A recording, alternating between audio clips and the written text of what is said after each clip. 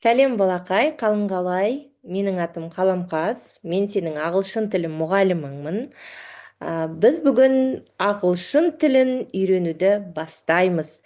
Және бүгін бірінші күннен бастап сен әріптерді де, дыбыстарды да және сөздерді де оқуды үйренесің. Және ағылшын тілінің өте оңай екенін түсінетін боласың.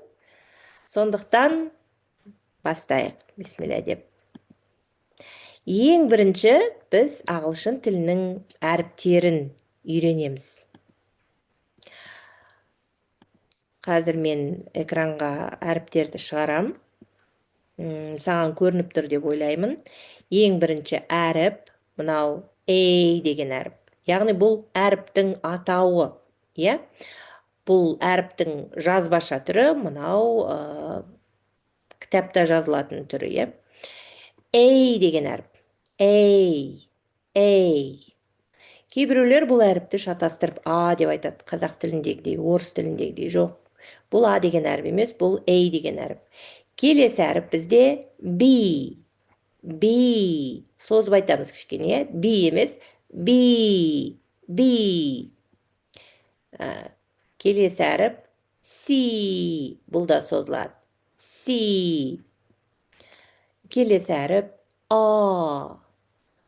Бұл әріпті кейбір балалар қателесіп Р деп айтады. Жоқ, бұл әріптің аты А. Немесе R деп те айтуға болады. Келесі әріп бізде T. Балалар, енді біліп қойыңдар. Ағылшын тілінде әріптің атауы және оның сөздегі оқылуы екеуі екі түрлі. Мысалы, мынау әріп, егер біз оны сөзде кездестірсек, сөздің ішінде тұрғанын біз оны A деп оқымаймыз. Біз тек қана оны жеке тұрған кезде ғана A деп атаймыз. Ал сөздің ішінде біз оны басқаша оқимыз. Ол үшін бізге дыбыстар көмектеседі. Қазір мен сіздерге дыбыстарды көрсетем. Міне қарай қойыңдар, мынандай төрт бұрышты жақшаның ішінде тұрса, яғни бұл дыбыстың белгіленуі. Енді мына дыбысты оқиық. Мына дыбыс бұл әріп емес, балалар. Бұл дыбыс. Бұл дыбыс деп айтылады. Яғни А емес, және да емес. Бізде ыдыс деген сөзде деген дыбыс бар ғой. Емес,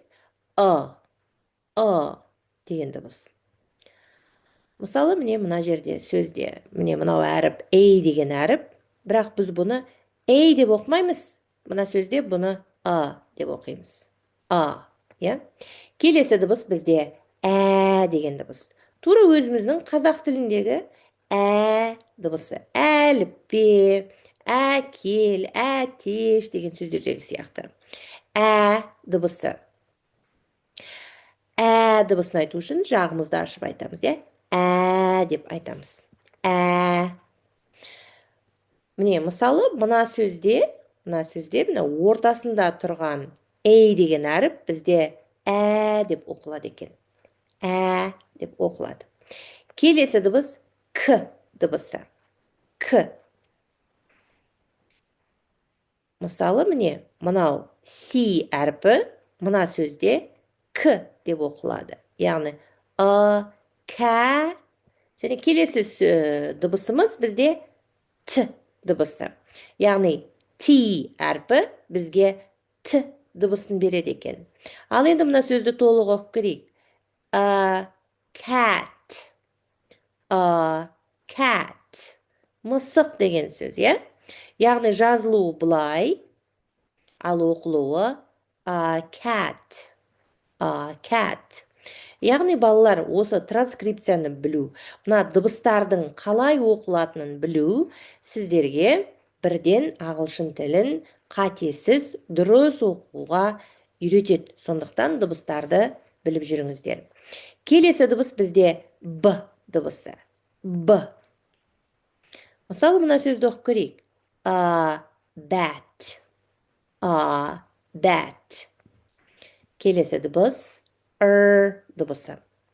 Балалар бұны р деп шатастырмаңыздар. Біздің қазақ тіліндегі рахмет, реттілік деген сөздердегі р емес бұл. Бұл деген дыбыс. Егер осы деген дыбысты айта алмасаңыздар, онда деген дыбысты айтыңыздаршы. Және осы деген дыбысты айтып тұрып, тіліңізді өзгертпестен ақырындап деген дыбысқа көшіңіздер. Ал бірге айтып көрейік.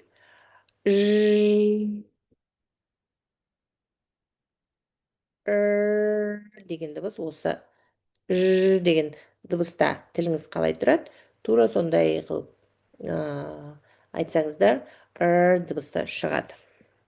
Ал енді осы дыбысымен сөзді оқып көрейік. Rat. Rat.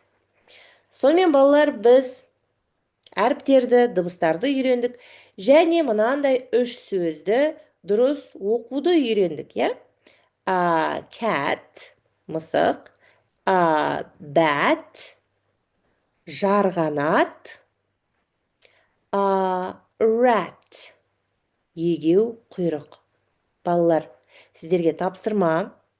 Бүгінгі өткен 5 әріпті дұрыс оқуды, және мына 6 дыбысты қалай дұрыс дыбыстау керек екенін, және бүгінгі мына 3 сөзді сіздерге міндетті түрде жаттау керек. Және бұдан басқа бізде бүгін бірінші сабақ болды, иә? Бірінші сабақ дегенді ағылшын тілінде қалай айтамыз? Бір дегенді ағылшын тілінде one дейді, иә? One. Сабақ дегенді lesson. Сонымен lesson one. Бүгінгі сабағымыз бірінші сабақ lesson one болды бүгін бізде. Сонымен оқушылар, бүгінгі сабақ сіздерге оңай болды деп ойлаймын, және келесі кездескенше сау болыңыздар.